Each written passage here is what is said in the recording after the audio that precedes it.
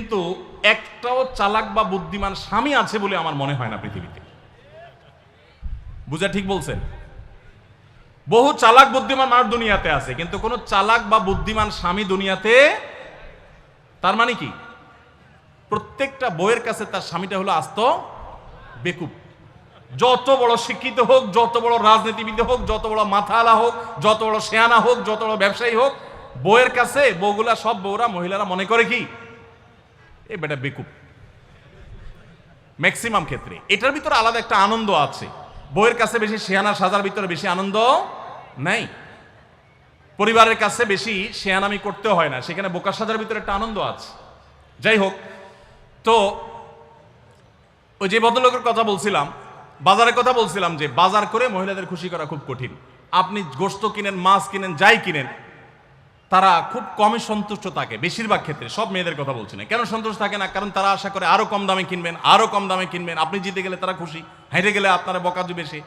তো এক সরকারি কর্মকর্তা, বড় কর্মকর্তা, আমাকে বলতেছিলেন যে দেখেন, আমি সারা জীবন বাজার করি আর বইয়ের বকা শুনি। আমি চলে যাওয়ার পর আমার অফিসের একজন কেরানি আছে, তাকে দায়িত্ব দিছি বাজার টাজার করার জন্য। এই লোক বাজার করার পর আমার বউ বিরাট খুশি, বলে যে তার নাম ধরে বলতেছে, অমুক বাজার করলে প্রতিদিন ঠিক মতো বাজার করে, দাম দোষ ঠিকঠাক থাকে, মাপজোপ সব ঠিকঠাক থাকে, তোমারে প্রতিদিন ধরায় দেয় দোকানদার, কমায় দেয়। 2 কেজির গোশত আমার কাছে মনে হয় 1.5 কেজি দিছে, ওজন কম দিছে মনে হয়, নজরে উঠে না। তো লোকটা বলেছে আমার খুব সন্দেহ হলো, একই দোকান থেকে আমিও আনি, সেও আনে, আর আমার তো ঠকানোর কথা না, পরিচিত দোকানদার। তাহলে মহিলা এই কথা বললো, তার ব্যাপারে কাহিনীটা কি? তারা ডেকে বলছে, বলো তো কাহিনী কি, সিক্রেটটা কি? তো লোকটা বলতেছে যে স্যার, সত্য বলতে কি, আমি গোশত 3 কেজি কিনলে ম্যাডামকে বলতাম 2 কেজি,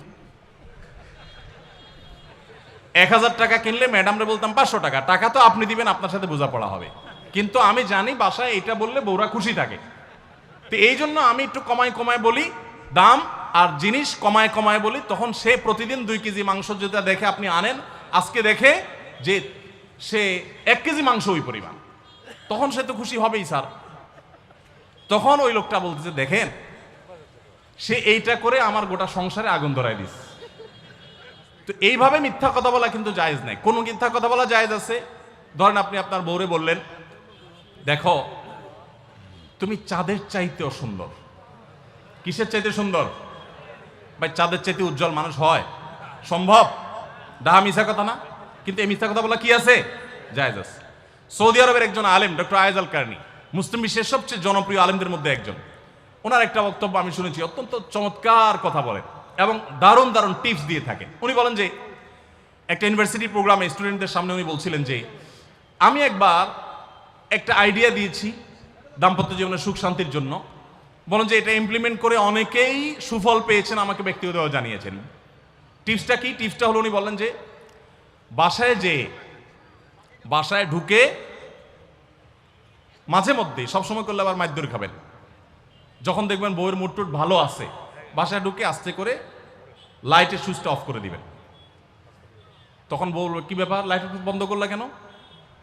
তখন বলবেন যে দেখো, বাসায় আসলে তোমার চেহারার উজ্জ্বলতা থাকলে আর এই লাইটের দরকার হয় না।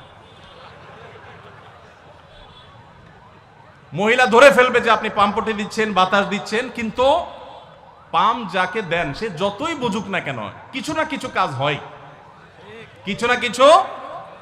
একেবারে শতভাগ যদি বুঝে কাউকে প্রশংসা করছেন, সে বুঝে, তারপরে সে একটু খুশি হয়, ভালো লাগে। তো উনি বললেন যে শরবত বানায় আনছে বউয়ে, তখন বলবেন যে দেখো, চিনি দিও না, চিনি দিও না। তারপর বউরে বলবেন যে আঙ্গুলটা একটু চুবাই দাও। কেন? কারণ তুমি আঙ্গুলটা চুবাই দিলে ওটা চিনি চাইতে বেশি মিষ্টি লাগে। এই যে কথাগুলো, এই কথাগুলো আসলে সত্য কথা না। তো এই টাইপের কথা স্বামী স্ত্রীর মধ্যে মিথ্যা হলেও সেটা কি আছে? জায়েজ আছে। ভাইরা আমার, এই জন্য দাম্পত্য জীবনে সুখ শান্তির জন্য একে অন্যকে ভালোবাসা, প্রশংসা করতে জানা, বিশেষ করে স্বীকৃতি দিতে জানা, ভালো গুণগুলোর কথা বলা, এটা হারিয়ে গেছে। অনেকে মনে করে যে না, ভালো গুণ বললে মাথায় উঠবে। এটা ভুল। মাথায় উঠবে সেটা ব্যালেন্স করার জন্য আপনাকে অন্য কাজ করতে হবে, কিন্তু তাহলে প্রশংসা করতে কার্পণ্য করা যাবে না, স্বীকৃতি দিতে হবে।